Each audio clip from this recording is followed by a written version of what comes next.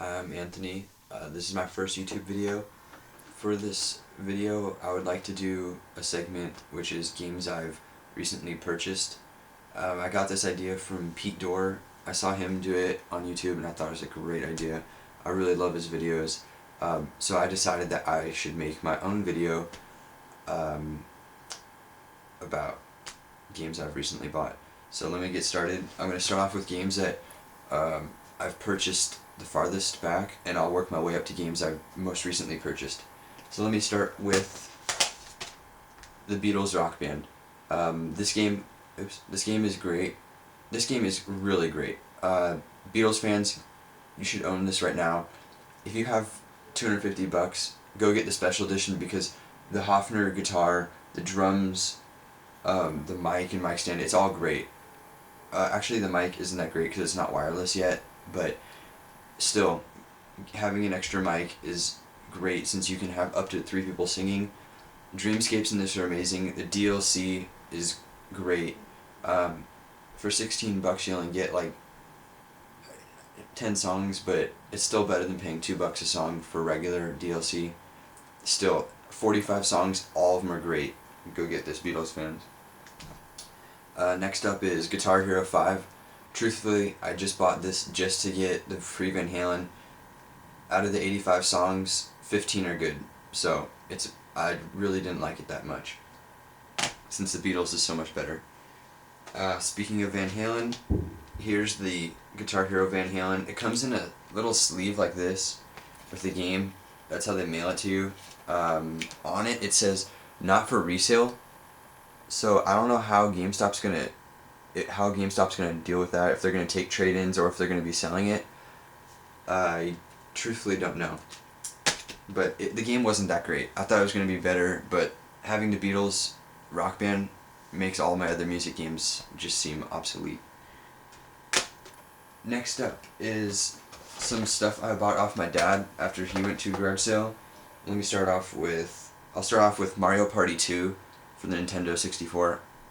Great game. The first Mario Party really started, in my opinion, it really started the casual gaming experience and mini game experience, because it was just so fun the way it was created, where you play on a board. It didn't make it boring. It was just really fun. Mario Party 2's no exception. It's still great. Next up is a couple things I found quite interesting that I saw. One of them was a tall box PlayStation 1 game. They're different in design than regular PlayStation 1 games.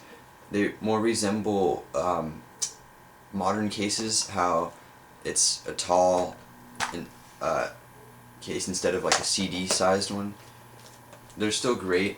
Here, let me get a comparison of a 360 case so you can see. It's a little taller and it's a little wider, so you can see the reminiscence of the modern cases. I also got 2 more of those tall boxes, but honestly I'll never play either of these because they are old sports games. The first one is NHL Face Off. Never will play it. Next up is Game Day NFL. Never will play it.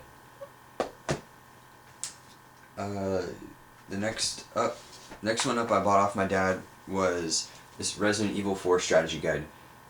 This thing is in really good condition, no dogged edges, every page. It looks like it's never been opened except right now when I just fanned it. Buying this really got me back into playing Resident Evil 4 because I never actually beat it, so it was a good motivational thing. Next up is the last one I bought off my dad, and that's Rainbow Six for the PlayStation 1, Rainbow Six Lone Wolf. Probably won't play it too much since I can go play Rainbow Six Vegas 2 on the 360.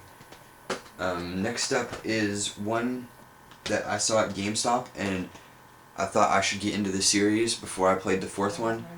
Seeing as I've already played the first one, I thought I could get the second one, beat that, and then get the third, so I picked up the second, and that's Metal Gear Solid 2. I still have not finished this yet, so once I finish this, I'll go pick up the third, then I'll go pick up the 4th. I kind of want to go in order. Next up is one I just got in the mail a couple days ago, and that's The Legend of Zelda Phantom Hourglass for the DS. The game is great. Simplicity of the controls, like using the stylus, really simple, makes it a whole lot better. Being able to draw on your map is a plus. Defeats the purpose of strategy guides though, but it's great. Highly recommend this. It's so far this year, this is one of my favorite games. I'm not sure if it came out this year or last year, but still, I just got it this year, so it is one of my favorite DS games this year. Next up is a game I just got in the mail, and that's Turok 2 from the Nintendo 64, boxed. It's got kind of like a alligator skin feel here, reptile skin. The box is not in the best of condition, but what do you expect for $7 with shipping included, so still, it's nice to add to the collection.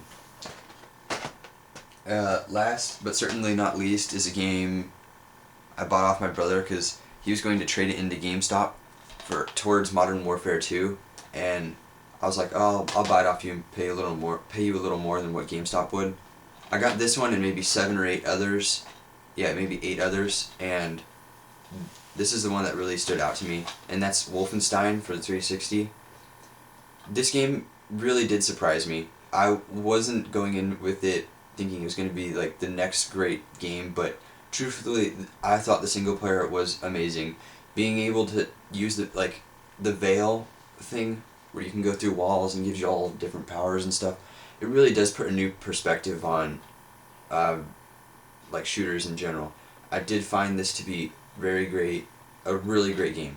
The futuristic elements in a World War II game it really does work. It is great. Go pick this up if you can. So that is my games I've recently purchased. This was my first video, and I would like to say thanks for watching, and please stay tuned for more videos. Thanks.